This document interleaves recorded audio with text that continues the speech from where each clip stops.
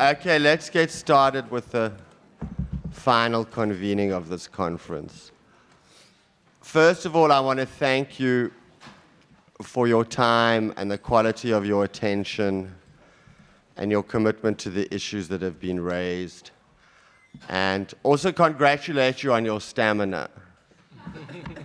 Because this, I'm amazed. I mean, I walked into those panels this morning, I was expecting to sort of have what I call the MLA standard for a successful panel, which is, are there as many people in the audience as there are on the panel? And that was not the case at all today. I mean, there were full rooms. I ran around a little bit. There were extraordinary panels.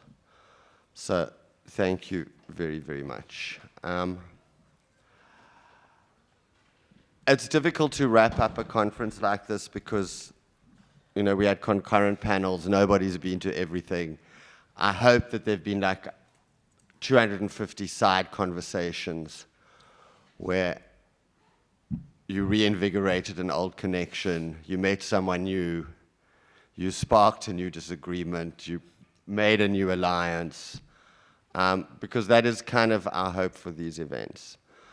I also always have a kind of sadness at the end of a conference like this, because I'm not going to see. You know, some of you I will never see again. And so we've been through this differential but intense experience together, and then like in an hour and a half it's over. But I know I'm going to take a lot of things, a lot of learning, a lot of optimism, a lot of feeling from this. And in the last panel that I was in, I think it was Jorge, but I can't remember exactly who sort of said like, tell a Fred, tell a Fred, tell a Fred, tell a Fred.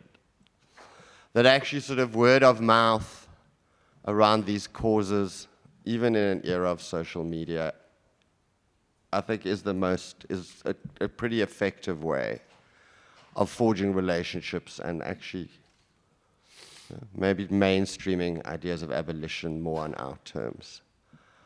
So I'm going to just ask the panelists, and it's unfair because they're not prepped, but they're all experienced people, so I don't feel too bad. Just ask them a very simple question, a deceptively simple question. They're going to respond, and then we're going to open it up. Hello, Vasuki. Vasuki was corralled onto this panel. She was supposed to be on the panel, and then I promised her many drinks if she would be on this panel a long time ago, and then she inadvertently got left off the program. But so I got the drinks last night. Okay, are we good? Because that was not my understanding of the debt.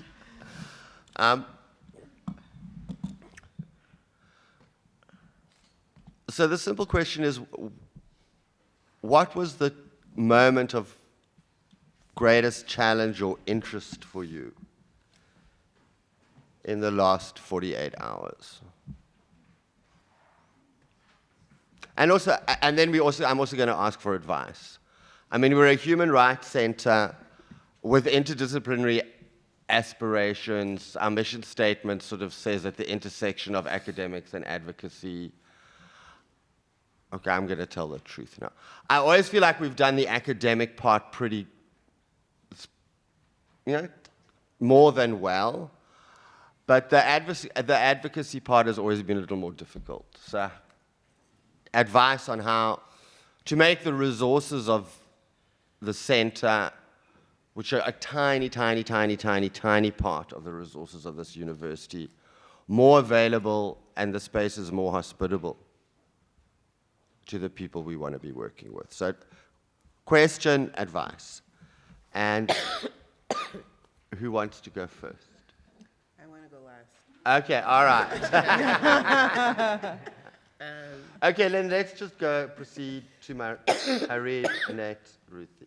I'll go after I get through choking. Okay. Thank you.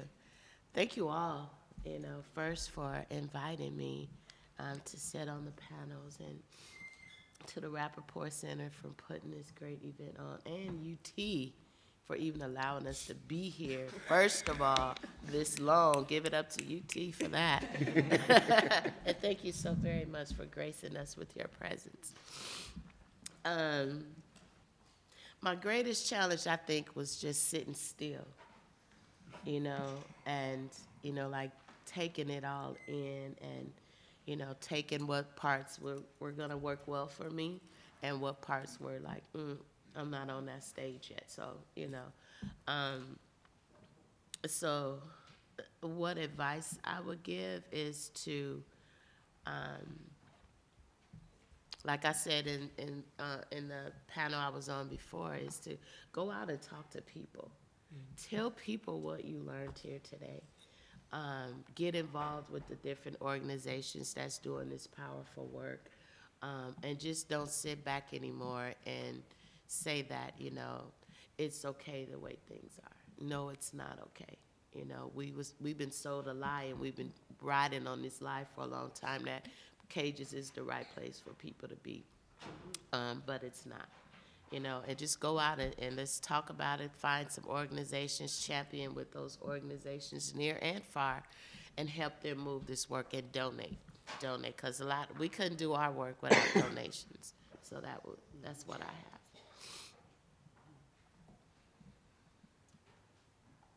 I'm still thinking. You want to go? Sure. I guess what I found most challenging is actually something that maybe Jamil articulated at the end of the last panel that I was sitting in, which was about how enormous everything seems. It changed capitalism, it bring down white supremacy. That was that I sort of went back into cycles of thinking that the scope of what needs to be changed, and thinking holistically about the huge ways in which the question of prisons and policing affects so many dimensions of our lives. That felt constantly challenging. But then the advice that I guess I gave myself was from Ruth Gilmore's opening talk, which was also about all of those different kinds of struggles. One of the big things I took away from that was that everything needs should not be, our vision of change needs to be different. Mm-hmm. We can't have an old model of revolutionary change where one day everything is going to change. But instead, things change incrementally in different ways and different struggles over a long period. And that was both, that was, I found, enormously helpful to think of how social change happens, how even enormous change happens through those small and inspiring, important, and difficult struggles. It's not that the fact that it's small and incremental doesn't make it easier, but it makes it more doable in some sense, and perhaps more the kinds of things that I think the Rapoport Center and so on can make, and all of the other activists that we heard about and the academics we heard from, that all of those struggles matter because it's incrementally helpful. I think one of the biggest challenges also was kind of highlighted in the last panel for me, which is this urge to come up with solutions to all of these problems, which we know have been going on for so many decades, so many hundreds of years. And for me, abolition is an ancestral project, and trying to, a lot of people were inserting this into so many different panels and talks, but trying to consistently bring that out and have that in conversation with this urge to what do we do next? How do we both look to the past and move the conversation forward at the same time? I think that has been, it's a challenge throughout my work, but it's especially was highlighted here.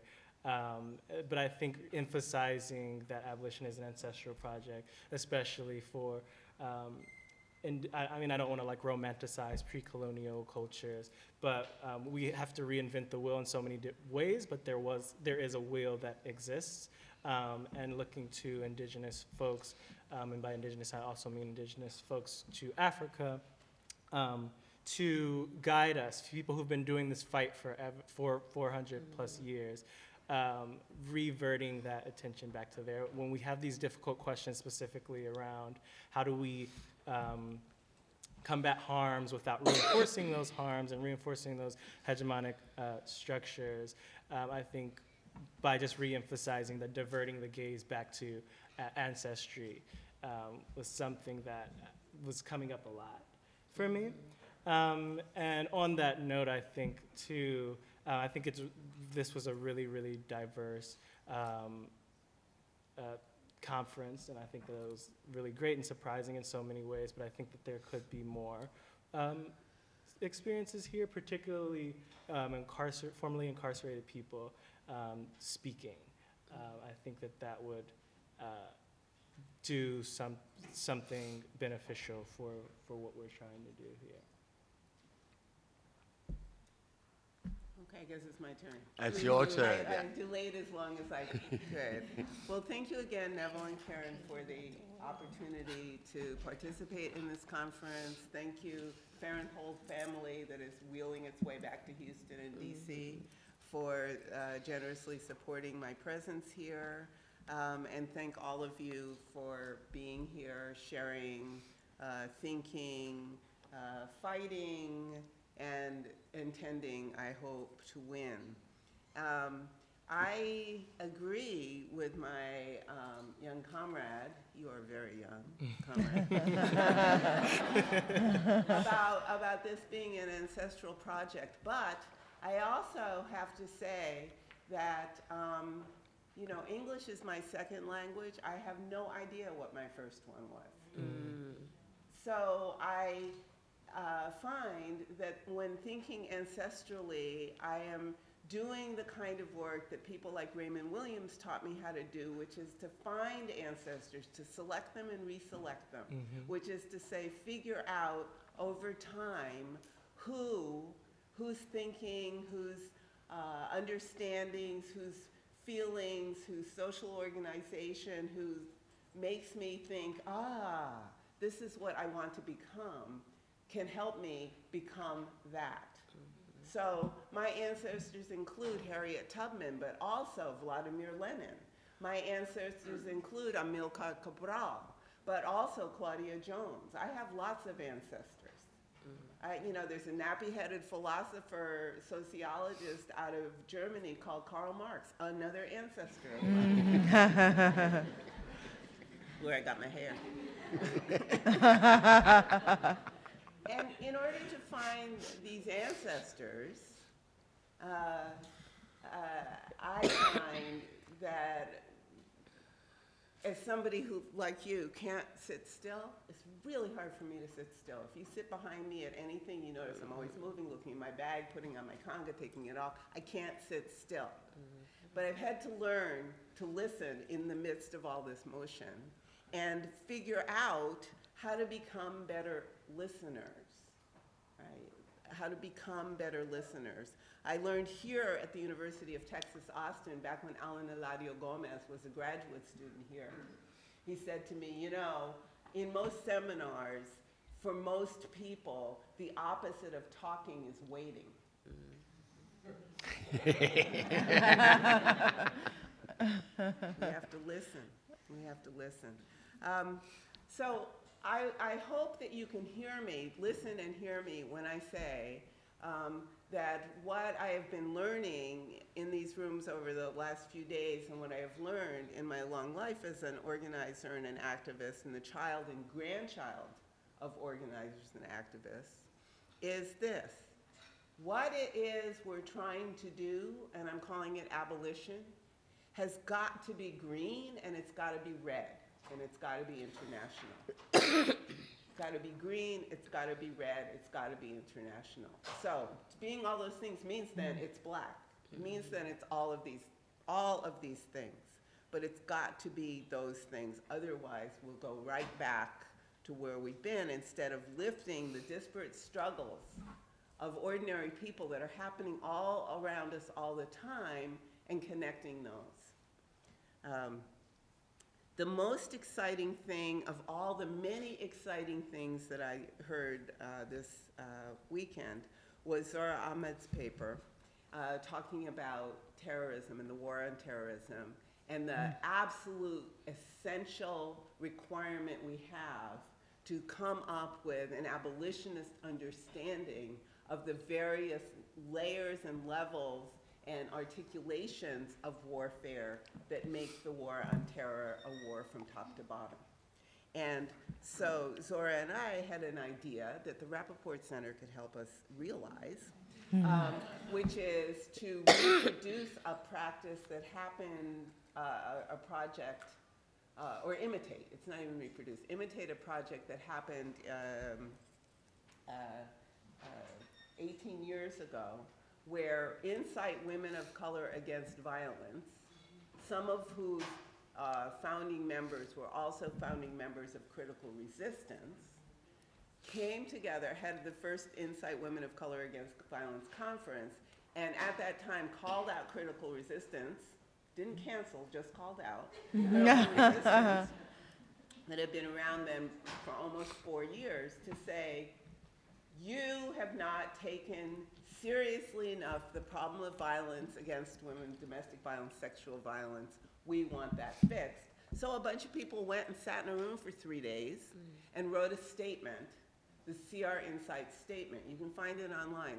It's an incredible thing. They fought it out, and then, this is why Lenin is one of my ancestors, we kind of move forward, like, you know, Lenin said we can do the revolution with the Soviets plus electricity. Well, we're doing our revolution with the Soviets, which is to say the local organizations where people do this work, and air travel. So we took the CR Incite statement to grassroots organizations like Sister in Brooklyn and Kata in Seattle and elsewhere, and fought it through. And it was hard. But we did it. And we can do something like that concerning the war on terror, and we should do it. We should do it, and this is it would have to be an international project. It would have to be, and that would be a good thing, because it would be making the consciousness we need to do more of the work that we're doing. All right. You didn't ask me to give another lecture, but I was inspired. It's always a total pleasure to listen and learn, and I will try to wait less.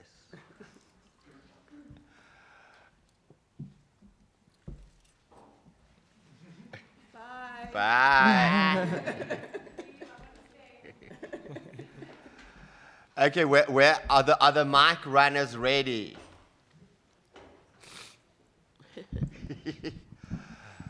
Okay, we are supposed to we've got 35 minutes for questions. And questions and comments, and you can also respond to the prompt about the challenge and give us advice. So the floor is now open. If you put your hand up, one of the mic runners will find you. Or are you so exhausted from the last 48? Okay, yay, there's a hand.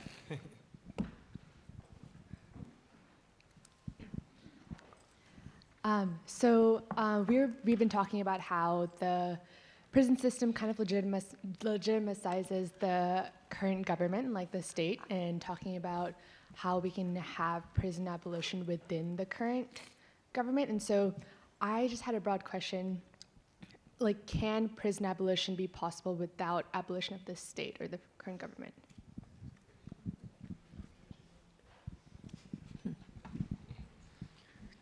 No? Yes? No. Yes, we can. It's mundane and it's a comment, so it should be very simple.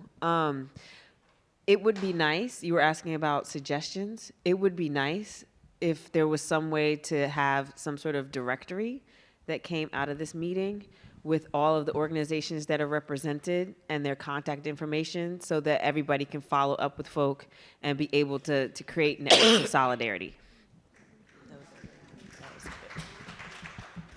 I think we can do that. I could just forward you my emails from the last 3 months.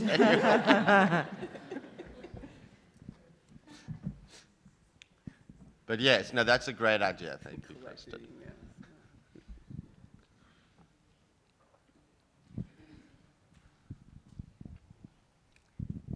Thank you. Someone and I were just talking about how there's this difficult question that we've skimmed a little bit here in this conference so far. Maybe it came up in a panel that I was in the other one. And I feel like when we bring up abolitionism with people who aren't really on board yet, we always hear the question of what about, and they bring up the exceptions, which we usually try not to focus on because they're exceptions. But I do try to visualize what about those people, whether it's the Charles Mansons or the political powerful who have hurt so many people. So I try to visualize what do we actually want, not just the general healing for everybody that was harmed by that person, but with that physical human, what can we come up with for that? So not an easy question, but it's one that I get a lot, so I'm trying to work through it.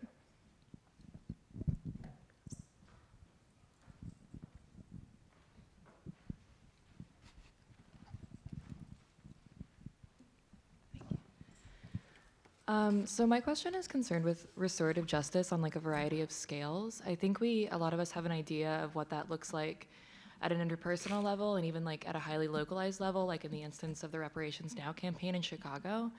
But I'm interested in what that could look like at a national and international level for the harms of imperialism and warfare and things like that, when so often it needs to be grounded in the need, accountability is based on the needs of the person harmed, and how do you identify that at a scale of that size, and how can that take place?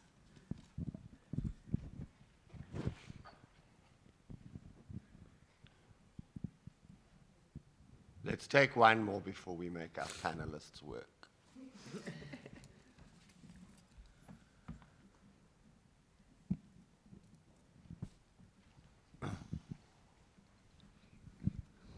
Hi, thank you all so much. I was just wondering with the rise of neo-fascism kind of around the world that's cropping up, and as all these oppressive systems and structures kind of get worse progressively, how do we, I guess, fight back and keep building this momentum kind of? Yeah, could you repeat that? Sorry, we didn't hear. With the rise of neo-fascism around the world, and as these systems and structures get progressively worse, how does that play into all this and in building these kind of movements?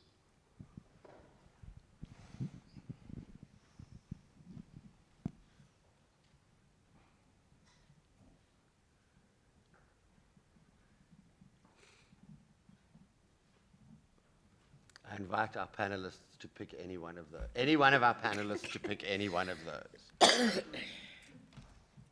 They're great questions, tough questions.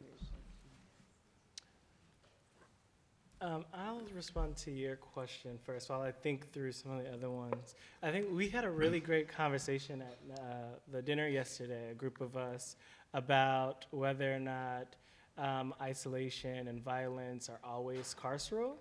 And this came up, obviously, in context of our last panel yesterday. We kind of ended the discussion talking about the language of enemies.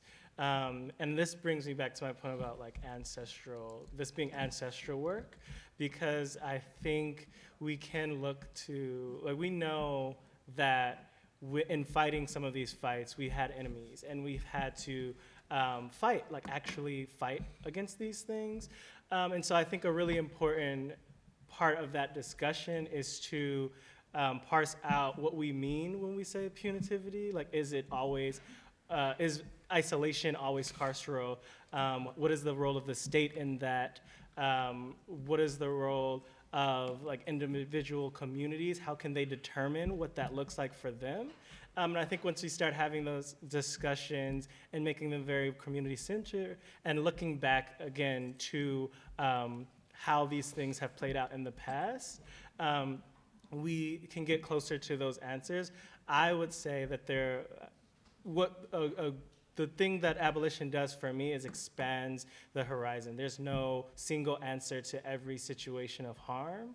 And so that's important in looking at these cases, because we can have these hypotheticals, but those hypotheticals don't take into account everything that we need to take into account before we make those decisions. And so again, just resituating everything back into expanding it and contextualizing it before offering a solution is really important, I would say. I'll piggyback off that. When we talk about systems and structures, right, especially in Travis County where they say that they're progressive, I don't believe in that. And I grapple with that all the time because it's like I am directly impacted. And so when we're trying to get the powers that be to see that what we're upholding and has been upholding for a long time in this broken system is just not the way to go. And so for me and our organization with Texas Advocates for Justice, we're constantly like bumping up against this wall to get these so-called progressive people to realize and to value folks' lives and to understand that you hold the key, you hold the power, and you can be removed as well. Because what needs to happen is we need to shift the dynamics of being progressive, or that this structure is the only structure, this is the way it should be, and this is how it has to be from now on. We need young folks like you to be able to stand up and change that structure. Yeah, maybe if I can piggyback on that, because I think the young folks part is important. That it's about claiming ancestors, but also about making a claim for the descendants that perhaps we don't even deserve to have, but that we have in this particular moment, where young people all over the world, in different ways, are just taking enormous risks and have such a radically utopic vision about their futures. Whether it's the climate resistance people, the young people in Kashmir and Hong Kong, and from the gun violence, and all of from in Parkland and Florida. I mean, all of these, and of course Black Lives Matter. All of these different kinds of indicators of the ways in which there are all these youth movements. I think in a way that we haven't, we haven't seen for some years, maybe some decades. That is sort of one direction, I think. And then the other thing I wanted to think of again in response to something else someone said about, is the state important? I think I used to be much more skeptical about anything involving the state, and now I think one can't be a purist about it. There's ways in which it really matters that we have the squad in office.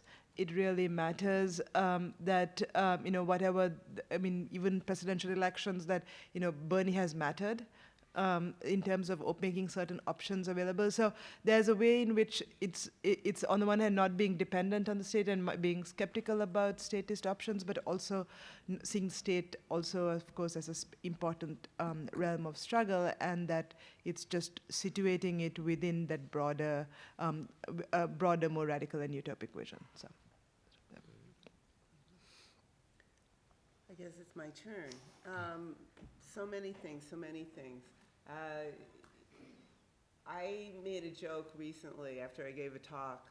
I commented to my friend and sister and mentor, Mariam Kaba, that my talk was basically blah, blah, blah, Mariam Kaba, blah, blah, blah, Mariam Kaba, blah, blah, blah. And very often, for many of the things that we're concerned with, that is an adequate answer for people to take the next step. Look at the work that Mariam Kaba has done on Project Nia. She has written books. She wrote a book, it's a workbook, called Fumbling Toward Repair, for people to use trying to do community processes for transformative justice. I think I probably lifted from her the word blueprint to say what abolition is not. It's not a blueprint, it's a vision. But she, like many, many, many other people, but she's somebody who gets stuff out there in print. And on her website, Project Nia, has figured out ways to say things so that we can use them. So Fumbling Toward Repair is a fantastic tool that people can use while thinking about restorative and transformative justice. She's also just published a book called Missing Daddy, written from the perspective of a child whose parent is locked up, many, many, many, many things. But Mariam, like other people, understands that prison abolition is a way of thinking revolution rather than a way of approaching saving the lives of people in prison, which is, part of the revolutionary goal. That said, I echo the observations about the state. I think clean water and clean air and many, many things that centralized institutions, which we call the state, can provide, ought to be provided. And I certainly don't want to be part of a voluntary association trying to get the water clean. I lived in a place for 17 years where we had to do that. For 17 years, 40 households had to figure out how to make provide our own water. I want to turn on the tap. And I want to have everybody agree that the people who are making that tap work when it turns on belong to and work for us and not somebody else. The rise of fascism makes our work more urgent than ever. More urgent than ever. And here I actually would like to bring up something that I've been thinking about for the last few days. I agree that more formerly incarcerated people, or as Dwayne Betts put it the other day, ex-cons, should be involved in the front of the room as well as the back of the room and everywhere in between rooms. That said, make no mistake that many people who are formerly incarcerated are now today being instrumentalized to expand the PIC, right? It may be because that is what they believe. I am not saying they're dupes, but there is no guarantee that former incarceration, any more than being black, being woman, being trans, being anything, gives one the consciousness necessary to realize the revolution of abolition. Nothing. No category guarantees anything. That is what I've learned. I'm almost 70, and if I've learned one thing, it's that thing. And so the question of scale is a vital one, and of course in the world of the not-for-profit industrial complex, scare quotes, and public policy, and also policy for social movements. And social movements have to have policy, right? It's not something that's imposed. You have to have it. You have to have it. You have to say, what is the world, what's the script I'm going to use in order to try to realize a world that doesn't exist yet by doing certain things? Everybody's got to have a policy, or a methodology, if you prefer. But in all of this, there are all these ways that people are trying to figure out how to make what it is we make as big as possible without squeezing out, excluding, or shattering something that ought to be part of that bigness, but on its own terms, right? But on its own terms. So one of the key lessons that I have enjoyed learning from over and over and over again in recent years has been a series of lessons that I've learned from my dear friend, the brilliant Portuguese scholar of education history, Sonia Vaz-Borges, who published a book called Militant Education, Liberation Struggle, Consciousness, and it's about the PAIGC, the Party for the Independence of Cabo Verde and Guinea-Bissau, most notably associated with Amilcar Cabral, but of course it was a party, it wasn't an individual. And she studied what their school plan was. And the party developed an entire education program before they picked up the guns. And that revolution lasted for 13 years. 13 years. Before they picked up the guns, they had a plan for school. They had a plan for schooling in a place where illiteracy was 99.99% of the people who lived there, right? That people like Cabral were educated like I was to be members of the professional managerial class to keep everybody else in place, right? So we already see the contradictions that are possible in the realm of education, right? And the the way that that entire plan developed, unfolded, changed in the context of the struggle is something we can all learn from. How to make something big, and also be aware that that revolution did not realize itself fully, and yet it also isn't over because all of the pieces of the education program and the consciousness making program are still have some remnants, ancestral remnants, which is to say, still have some kind of presence among the descendants of that revolution today. And we can think that everywhere we are. That's not more true in Guinea-Bissau than in Austin, Texas. And what happened over on the side of Austin where Houston Tillotson College was, which is where my brother went to college for 1 year, and he said, let me get out of Austin, Texas. Oh my gosh. But, so these are, some of the considerations that we have. Study is a good thing. It's not the only thing, but it sure helps us get over a whole lot of difficult moments when we know how well, how hard, and how thoughtfully people have already struggled to try to realize freedom. And that's why, as I said, Harriet Tubman and Cabral are two of my ancestors. I think we have time for another round of questions. So, if the mic runners are ready, raise your hand.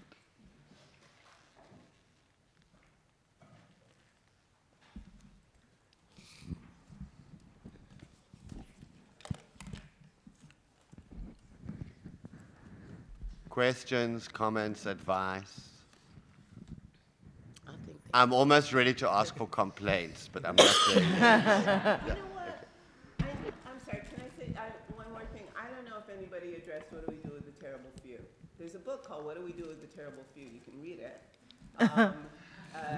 We can think about, what to do with like war criminals.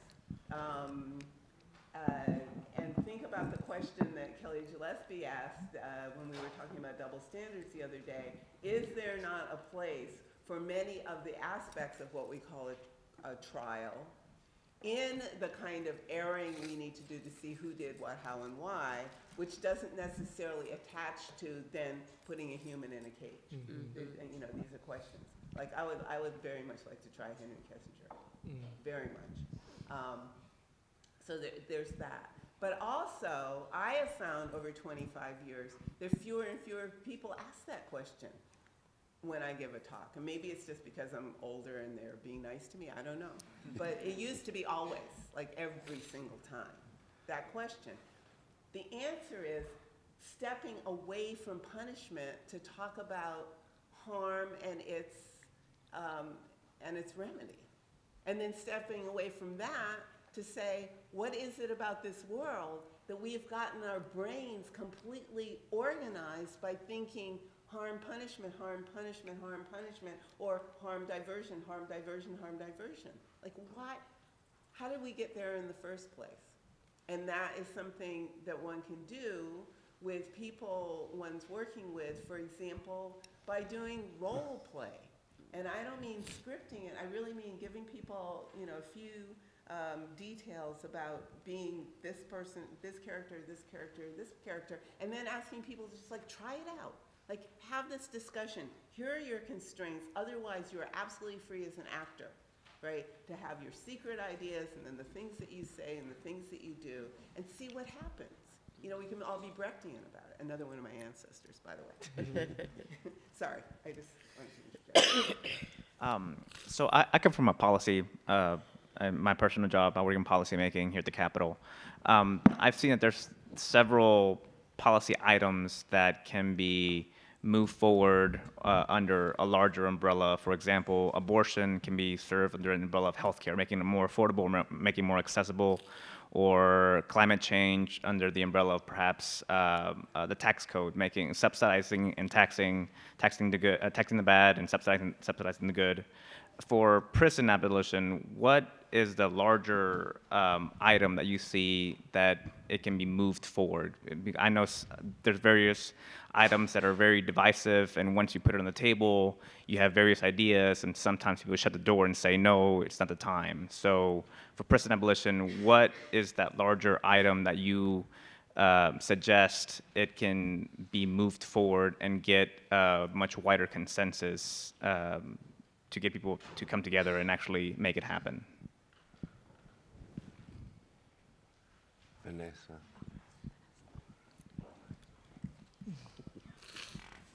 Thank you so much.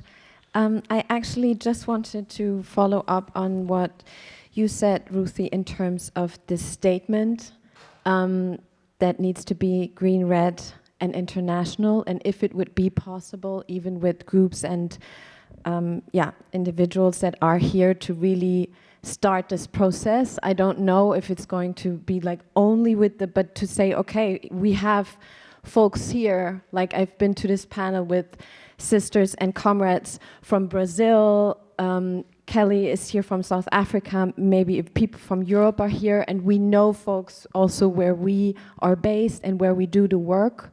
So to really, because taking it seriously that the rise of fascism makes our work even more urgent than ever, also in terms of internationalizing it and linking it, right? I mean, the struggle against the climate change, which is of course also part of a struggle against racial capitalism. I mean, Fanon's The Wretched of the Earth also means that racial capitalism wretches the earth. So to really try to think international in terms of the undoing of the world via racial capitalism through policing, prison, war machines, global war, global warming, if that could be a starting point, at least to gather who is here now to work towards such an like international statement where various groups can participate and where we know of each other, that we're not alone in this struggle.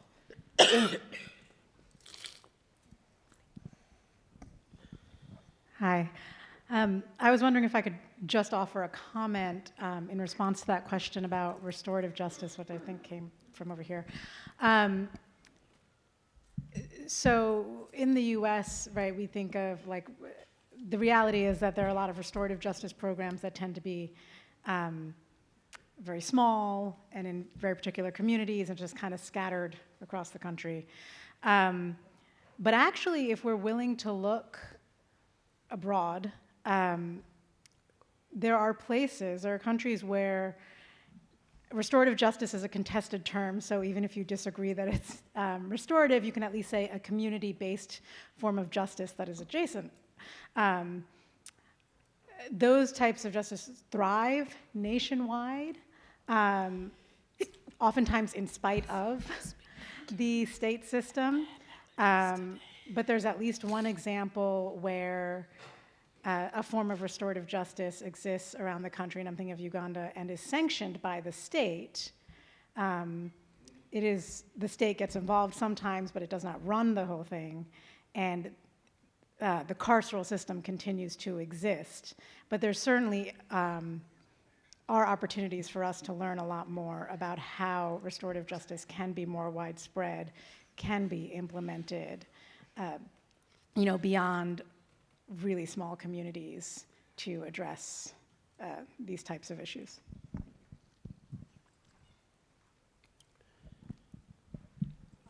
My question centers around technology. So I think that we're seeing a lot of shifts in the way that the state both surveils and prisons in terms of electronic monitoring, the use of big data to assist in surveillance, and other projects. We're probably not far away from being policed by drones.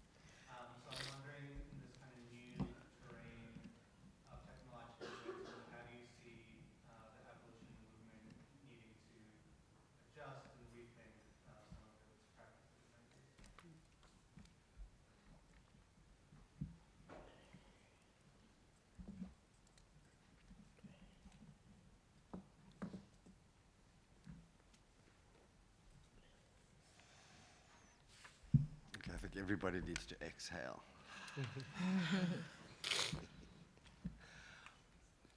Are the panelists ready? Can we call a friend? You can call a friend. You can totally call. We can always call a friend. Good deal.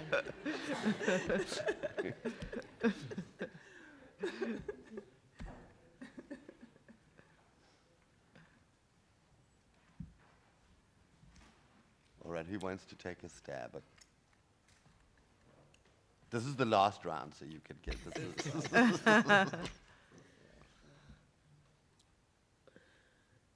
I'll try a little bit, and I may not answer your question fully about technology, so let's just put that out there right now. Surveillance is everywhere. No matter what street corner we walk past, you go in the bank, they're watching you. You go in the grocery store, they're watching you. I can remember some time ago I was watching this show called How to Disappear. And I didn't realize how much we were being surveillanced until I watched that show. And it was just literally saying that, you know, whatever street corner, somebody is always watching you. They're tapping into your phones. They know exactly where you are the minute you step out because it's bouncing off of all of these different towers. And so I think, for me personally, I just think that's an invasion of privacy. And I think how it plays out within the systems is that it's causing a disservice to people. And I don't know how to rightly get around that because they have all of these things up flying in the sky that, you know, can pinpoint your every single movement, you know. And so I don't know how to combat that, but I think it's wrong that we are being scrutinized like that no matter where we are and what we do in our life.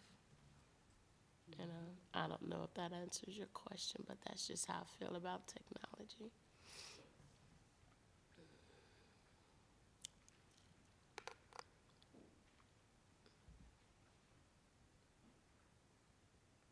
We had other questions, though. Lots of other questions.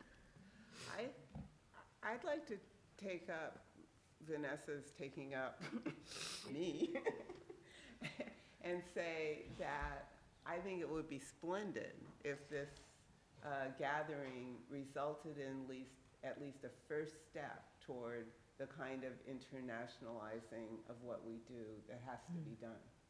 So we could put our heads together after this, you know, we adjourn the formal part of the conference. People who can stay, who don't have to rush to the airport, we could talk a little bit about what that might look like in the next little while. And then, of course, Neville will raise, you know, bazillions of dollars from the Ford Foundation. That exactly.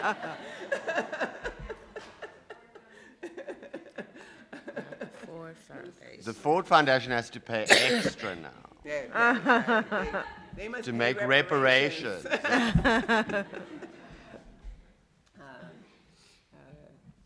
But I think we should do that. I mean, some of us met in South Africa a few years ago getting this started. Kelly left, but we can sign her name to anything in terms of, no, intention to continue. We talked, she and I talked about it last night for some time. Okay. Yeah, I think we should. I think we must, actually. Forget about should. Must.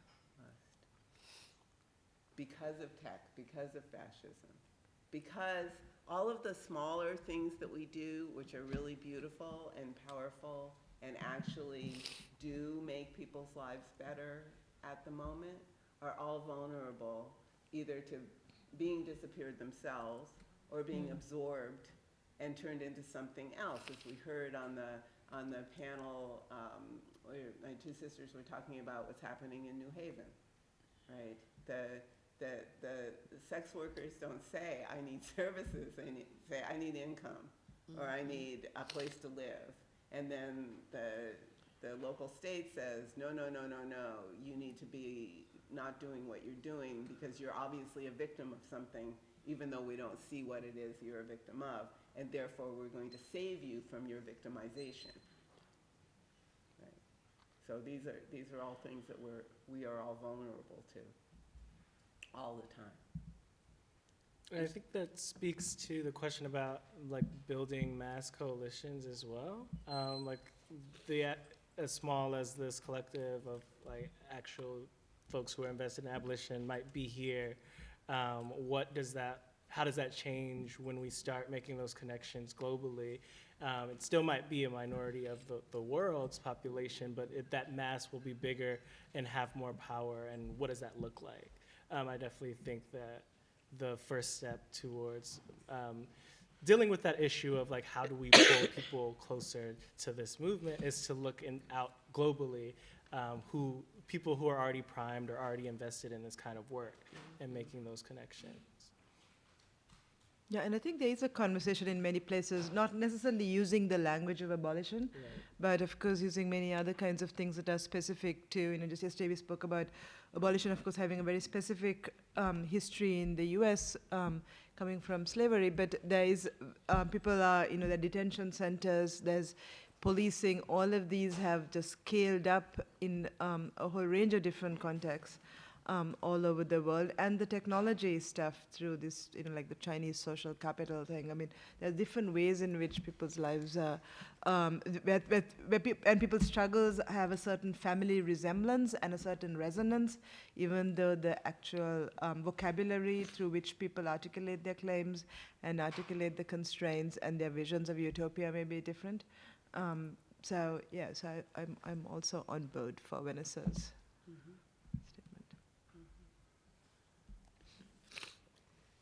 You remind me of something I thought of when Kelly brought up yesterday in that session about her surprise that, what's his name? Professor Fred didn't talk about slavery abolition when he was talking about the genealogy of the idea. And Kelly's intervention reminded me how in the United States for many, many years, probably up until now, there is this peculiar doubleness, not quite double consciousness, concerning how many people see abolition, right? So for many black people in the United States who probably would say, if asked, yes, I am a descendant of slaves, abolition today is a movement dominated by white people. For many people who are particularly concerned about dismantling prisons, but who are not abolitionists, they think abolition only cares about the black people in prison. This is true all at once. It's true all at once. It's deep. But this is the world we live in. This is the world we live in. And so that's part of the problem of, and the necessity for listening, to figure out when somebody says something, which something are they saying? Yeah. So I'm really glad you brought that up.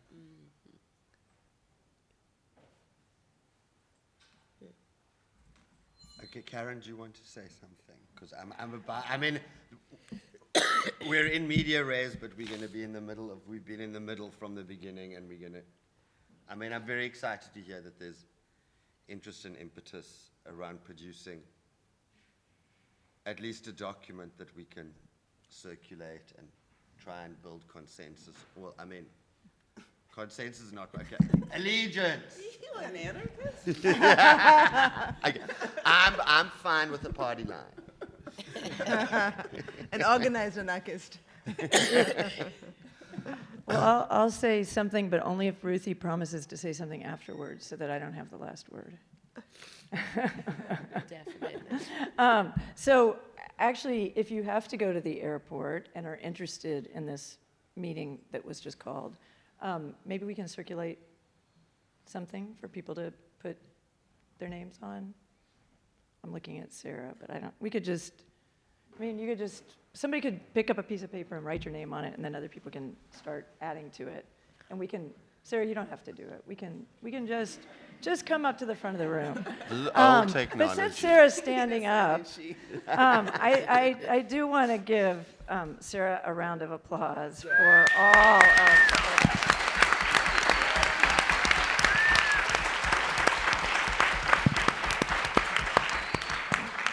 and for jumping to do anything. That was just a showing how unbelievably, no, you've really kept us all, you got us all here, and we're still here. And I'm glad some folks are gonna stay too.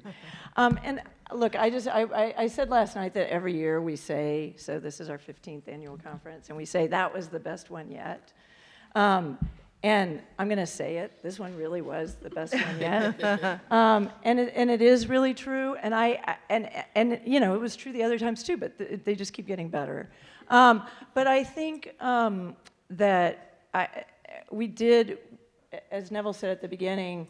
I mean, a lot of what we do is advocacy, but it's not. You know, a lot of it are things that come out of meetings like this. But I don't think we've ever had this many activists involved. And that includes, I mean, a lot of the academics are activists, but we also had people who, and Kristen Smith said it yesterday, it's a lot harder, it's a lot more work, it's a lot more time.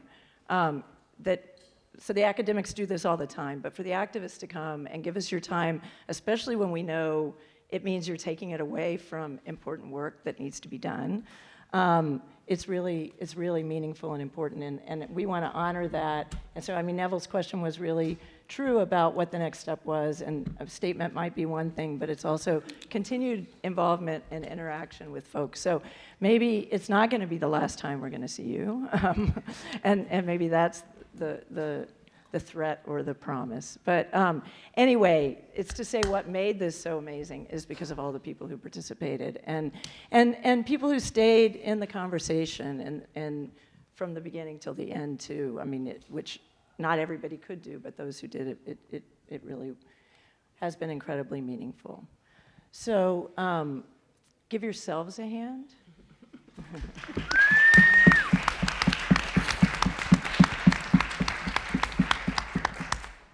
And now I'll call on Ruth Gilmore. Oh, What's Ruthie. my name? Ruthie. Doctor. You could be Ruth Wilson Gilmore. I know. Dr. Gilmore or Ruthie. I know. Dr. Ruthie. Let somebody hand out the blue books. The quiz is going to start.